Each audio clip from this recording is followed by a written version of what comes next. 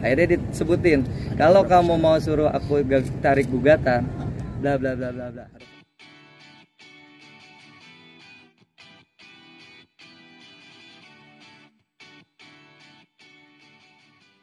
Ini kehadiran saya dan Mas Indra di sini adalah mengklarifikasi apa yang terjadi barusan di persidangan Pengadilan Agama Jakarta Timur.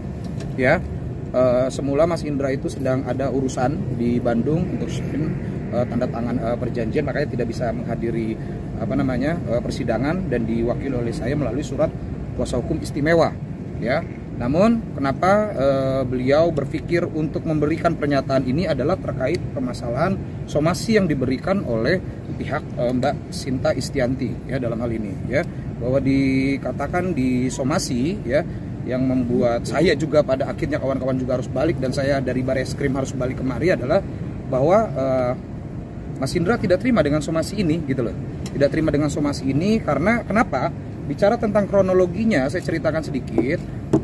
Terakhir Mas Indra berhubungan kontak dengan Mbak Sinta itu adalah tanggal 1 Agustus. Itu tuh sudah mekanisme blok ya Mas ya, sudah diblok, dibuka, diblok ya tanggal 1 Agustus sudah tidak berkomunikasi. Artinya memang sudah tidak ada lagi komunikasi. Dan kalau waktu-waktu sebelumnya jadi permasalahan, harusnya sudah clear dengan 8 atau 7 hari sampai 8 hari dia tidak menghubungi Mbak Sinta Istianti dalam hal ini ya. Nah, terkait sebelumnya juga yang tidak diterima oleh Mas Indra dalam hari ini adalah bahasa teror. Bahasa teror di sini konotasinya agak negatif sekali menurut Mas Indra yang disampaikan ke saya. Keberatannya tentang bahasa teror itu karena menurut dia komunikasi yang dibangun itu secara intens itu adalah untuk membuat situasi itu jadi lebih baik dan mengakhiri yang namanya polemik ini dan bisa kembali lagi gitu toh. Tapi nyatanya tidak, sampai pada akhirnya ada surat keputusan bersama yang ditandatangani, surat keputusan untuk berpisah gitu yang ditandatangani oleh kedua belah pihak. Jadi intinya Mas Indra ini tidak terima ya disebut sebagai laki-laki yang meneror, apalagi di dalam surat somasi gitu ya, untuk tidak menghubungi, menyatroni. Nah, penyatron ini juga diklarifikasi oleh Mas Indra. Di sini menyatron ini datang ke rumah ya, datang ke rumah. Jadi perlu kawan-kawan ketahui bahwa menurut keterangan Mas Indra kepada saya, Mas Indra terakhir itu masih ketemu dengan Mbak Sinta tanggal berapa Mas? Kalau nggak salah tanggal 30 ya? Terakhir itu tanggal 30. Tanggal 30. Hari Minggu. Hari Minggu ya? Hari. Oke. Jam 3.24. Oke, pertanyaan spesifik langsung saja ditanyakan saya tanya ke Mas Indra dan dijawab langsung kawan-kawan. Pada saat Mas Indra berkomunikasi dengan Mbak Sinta, apakah mengancam Mbak Sinta untuk datang ke rumahnya? Tidak. Nggak ada mengancam ya. Nggak Satu. ada. Yang kedua, pada saat Mas Indra datang ke rumah, apakah dengan pemaksaan? Tidak. Membuka gerbang dengan teriak-teriak di rumah? Tidak. Mengancam Mbak Sinta kalau tidak membukakan pintu akan melakukan hal apapun? Tidak. Nggak ada ya? Tidak Berarti ada clear, sekali. masuk ke rumah itu diizinkan. Itu terakhir kali masuk ke rumah sana ya? Disuruh datang. Disuruh datang ya? Disuruh datang jam berapa itu? Jam 3.24. Jam 3.24 ya? Jam Saya 3.24. Tapi dapat bisa diklarifikasi sama yang bersangkutan, ada CCTV di rumah. Artinya dalam hal ini Mas Indra tidak melakukan teror yang dimaksud seperti itu. Kalau yang diasumsikan teror itu adalah udah pulang belum, sudah makan belum, mau pulang atau aku jemput, itu kan bukan bentuk teror ya. Ya gitu kan. Dan terus di dalam somasi ini yang membuat Mas Indra tidak terima ya, karena suka tidak suka saya harus mewakili klien saya. Yang membuat Mas Indra tidak suka ini adalah Mas Indra ini digadang-gadang akan bisa dipidana dalam hal ini. Saya balik dulu ke kawan-kawan ya. Saya balik dulu ke kawan-kawan.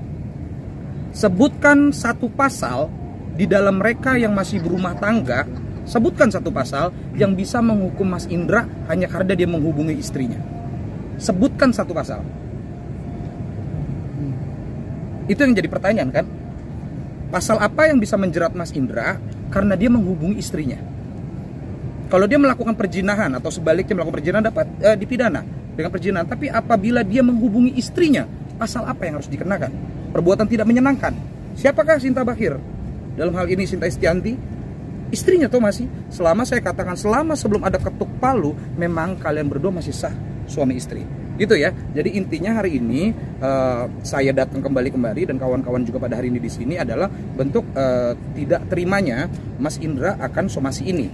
Tapi bagaimana saya menanggapi somasi ini akan saya balas juga dengan surat, sebagaimana pihak Mbak Sinta itu memberikan surat ini dengan baik ke saya ya. Saya juga harus mengapresiasi juga mengirim surat jawaban ini juga dengan baik ke pihak Mbak Sinta ya. Salah satunya adalah kami keberatan dengan hal ini, tapi notisnya adalah kami tidak akan mengganggu lagi, dan kami juga sudah tidak mengganggu lagi. Artinya jangan seolah-olah bahwa Mas Indra ini mengganggu dari kemarin, tapi dari tanggal 1 Agustus sampai hari ini ya Mas ya, tidak ada kontak baik di Instagram, baik pun di WhatsApp, tidak ada kontak secara langsung gitu ya. Mungkin coba Mas Indra mau dijelaskan apa ada, atau kawan-kawan yang mau tanya sekalian di sini. Mas, itu tanggal 30 itu penjemputan dari bandara habis. Bukan penjemputan dari bandara, bukan. Aku boleh silakan Mas. Boleh. Ya. Jadi sidang kedua selesai. Itu kan sebelum sidang kedua itu kan dia lagi di Bali. Nah itu sempat masih komunikasi. Dan setelah pulang dari Bali, aku nggak jemput dia, nggak ada masih komunikasi by WhatsApp aja ya. Terus dia pulang. Nah ternyata besokannya ya saya sebagai suami ya masih ada komunikasi. Saya boleh gak saya main, baik-baik saya di chat, buktinya ada semua di chat. Terus akhirnya aku main. Saya sempat nginep lagi di rumahnya dia. Terus besoknya dia bilang, aku besok mau ke Bali, mau ke Labuan Bajo, ke Labuan Bajo. Itu hari sidang keduanya. Ya udah, dia pergi ke Labuan Bajo dan aku pulang ke rumah kan. Di Labuan Bajo itu kita masih komunikasi ya. Dia itu sempat bilang, telepon WhatsApp, kan saya WhatsAppin, dia ngasih ngabar, yang aku lanjut malam gitu kan. Ya udah, malam-malam aku lihat dia masih online. Tiba-tiba di WhatsApp dia ngasih tahu, yang banyak cowok-cowok pada nanyain kamar aku. Ya udah, temenin aku di kamar ya. Aku temenin itu jam 2. Kalau di kita itu jam 1, dia di sana itu jam 2 lah, beda 1 jam. Itu video call sampai aku temenin tidur dia tidur video call aja terus. Udah kelar, besokannya udah ada temennya datang, karena dia belum tidur itu masih sendiri, belum ada temennya. Setelah itu teman-temannya datang, udah kelar, saya udah nggak ada video call lagi, telepon lagi, ya saya diamin aja kan. Akhirnya pas mau pulang itu sebenarnya dia dipesanin tiket. Saya tahu, bisa lihat dia tiketnya dia katanya pakai batik. Aku cek langsung dari temanku dari batik, aku cek namanya Sinta Istianti, belum ada tiket masuk. Aku bilang, kamu pulang pagi apa siang? Kalau kamu mau pulang, aku beliin tiket kamu belum di booking soalnya. Dia kaget, wah aku mau minta pagi, nelpon aku langsung, yang aku minta yang pagi aja. Langsung saya beliin tiketnya langsung yang bisnis, langsung pagi-pagi. Udah aku jemput sampai di sini itu jam 12 siang. Saya jemput ke bandara, tidak dengan paksaan harus, ayo aku jemput, enggak. Dia mau, syukur, nggak mau, sudah aku udah beliin tiket buat dia pulang bareng sama temennya. Akhirnya aku jemput, udah kita bareng lagi tuh di hari Kamis terus aku pulang lagi kan ke rumah. Di hari Jumat malam Sabtu aku balik lagi, masih gabung sama dia, masih tinggal di rumahnya Sinta lagi, ngobrolin. Dia katanya nanti kalau aku cabut gugatannya, nanti aku hamil gimana nih, dia bilang gitu. Ya terserah kamu, anaknya perempuan, ngomongin anak loh, sampai ngomongin anak. Aku pikir nih kita udah normal, kayak sehat lagi, seperti pasangan normal lagi.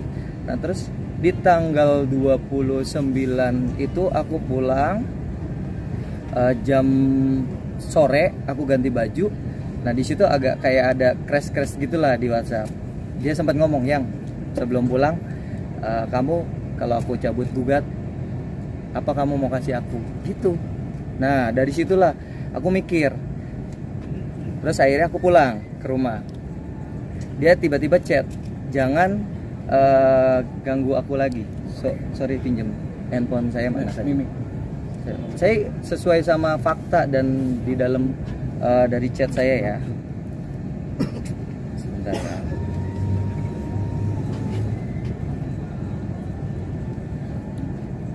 Nah di sini aku kasih tahu ke dia. Tiba-tiba si Sinta itu ngomong begini.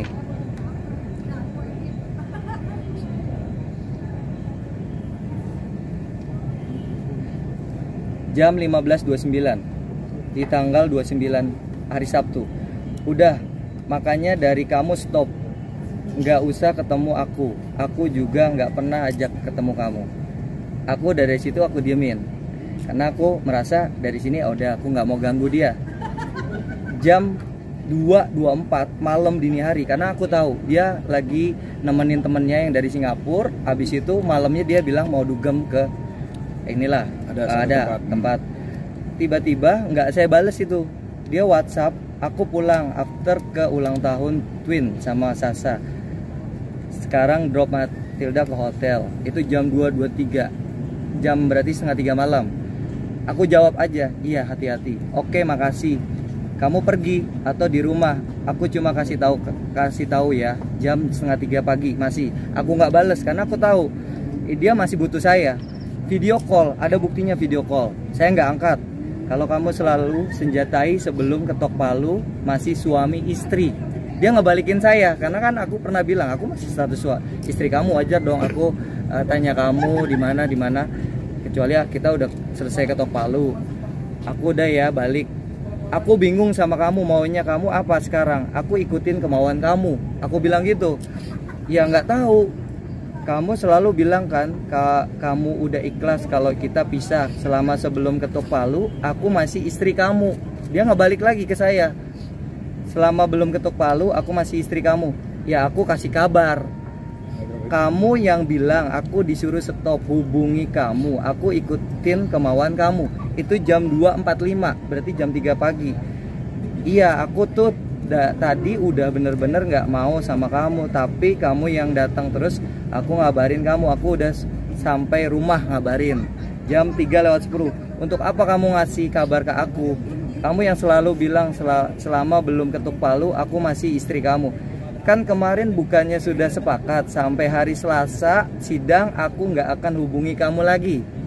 Jawab oke. Terus aku balikin, aku bingung deh mau kamu itu gimana. Dari situ langsung telepon saya. Udah ya maunya kamu gimana? Ya udah kamu bilang perlu aku kan? Bilang kalau aku suruh datang aku datang. Ya udah kamu datang karena aku lihat temanku banyak pasangan-pasangan. Oke, ya. Clear. Jam berapa udah, itu jam 3.13. Itu datang ya? 4. Akhirnya aku datang ke rumahnya. Pulang dia, jam berapa? Nah pagi itu normal. Jam berapa? Pulangnya sore lagi. Sore lagi. Sore. Berarti ada aktivitas jam, pagi, iya, siang, sore. Itu masih ketemu sama dia jam. Masih di rumah itu ya? Masih di rumah. Nggak ada diusir sama Sinta untuk pergi? Nggak ada. Aku pulang normal ya. Jam 15, jam 3 sore aku balik karena aku ganti baju. Akhirnya dia telepon. Kamu kalau aku mau suruh cabut gugatan, gugatan gitu. Apa yang kamu mau kasih? Aku nggak mau denger dari telepon, kamu kasih chat aja karena buat barang bukti aku. Akhirnya disebutin, kalau kamu mau suruh aku tarik gugatan, bla bla bla bla bla. Maaf ya, gitu. Aku nggak bisa kasih tahu karena di sini privasi. Ya kalian intinya yang menilai ada lah, syarat tahu. Yang diajukan oleh Mbak Sinta. Lalu syarat itu dipenuhin nggak sama Indra? Menurut Indra bisa dipenuhin nggak? Kalau aku penuhi, aku bisa ya penuhi. Tapi suatu saat nanti aku ribut, aku berantem, dia mau gak menerima saya gitu loh. Apa adanya? Saya khawatirnya dia udah saya penuhi, ternyata saya tiba-tiba suatu saat akan jatuh usaha saya dan lain-lain. Dia mau terima saya gak gitu? Dengan syarat yang ada yang dia minta. Dan akhirnya akhirnya aku memutuskan, ya udah saya selesai. Kalau mau terima saya apa adanya, saya nggak bisa penuhin syarat itu ya, intinya benar, gitu ya. Itu. Oke, dan semenjak itu sudah tidak ada hubungan lagi sampai sudah tidak ada Agustus. Hubungan lagi. Oke, jadi dan clear saya, ya? Pokoknya saya